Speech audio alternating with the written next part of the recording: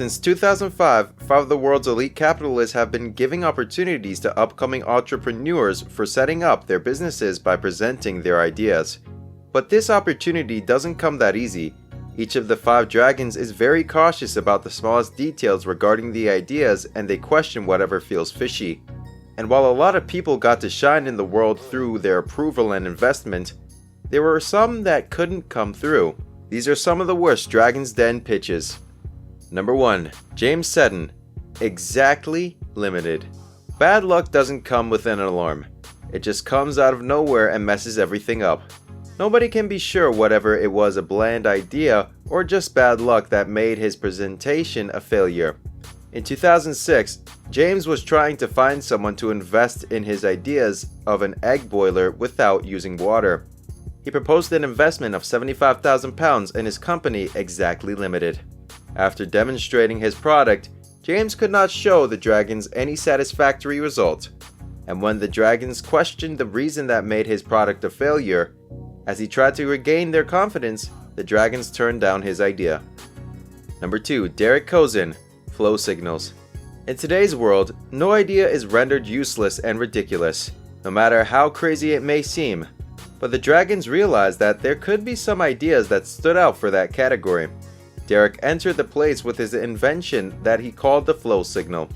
The idea was that of a device that would resemble a traffic signal, only that it would be in place of a no entry sign. Derek believed that his idea would make traffic signals and driving easier, but he received a lot of negative comments from the dragons.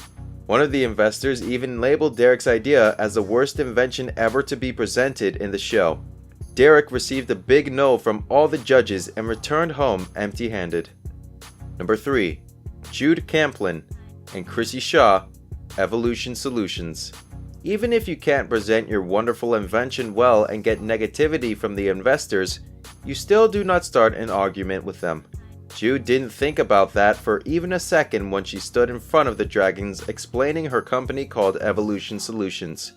Her company offered to empower women by training them as well as providing them employment in the construction industry.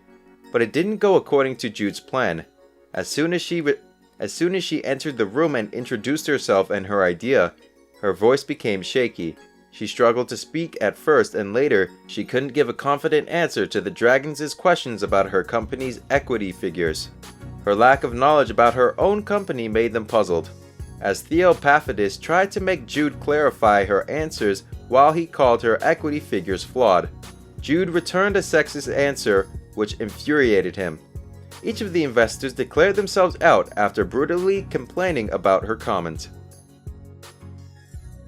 Number 4. Marco Hajakipri. Pro-gains. There's a difference between lying and not knowing. Frank had forgotten that when he stepped in front of the dragons, he made an impressive introduction of his company, named Pro-gains, which was a healthy food delivery service. He asked for an investment of £125,000 and he offered 5% of his company in return for the investment. Marco gave remarkable figures about his company's performance and statistics, but his troubles began later on. He mentioned that he was in a quarrel with another company about the watermark, but his company was legally protected. This made Deborah Meaden suspicious. When she asked to see a certificate for the legal approval, he showed her an examination for approval. They started arguing and Deborah was an inch away from pulling her hair. The dragons soon declined to invest in Marco, who was furious. Later, he said that he had only gone there to argue with the team as part of his marketing strategy. Afterwards, it was revealed that he had lied to the team from the start. Number 5. Fiona Houston. Mara Seaweed. Fiona came in with the idea of selling her seaweed as a seasoning product.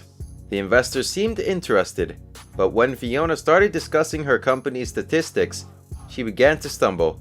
When one of the dragons asked her about the definition of gross product, she couldn't even tell that correctly. In an attempt to defend herself, Fiona began to back out of questions. Deborah even asked Fiona if she had come in there to fight the dragons instead of a business proposition. She couldn't give the dragons a reasonable answer, and eventually all the dragons backed out of Fiona's idea.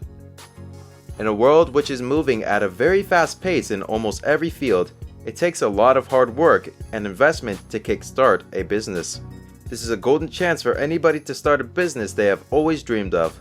But you need to be a master with your numbers, or else you could end up with an interview like those people. That's it for today. Hope you guys enjoyed the video. If you did, give it a thumbs up. Also, for more interesting stuff, make sure you subscribe before leaving. See you guys in another video. Goodbye.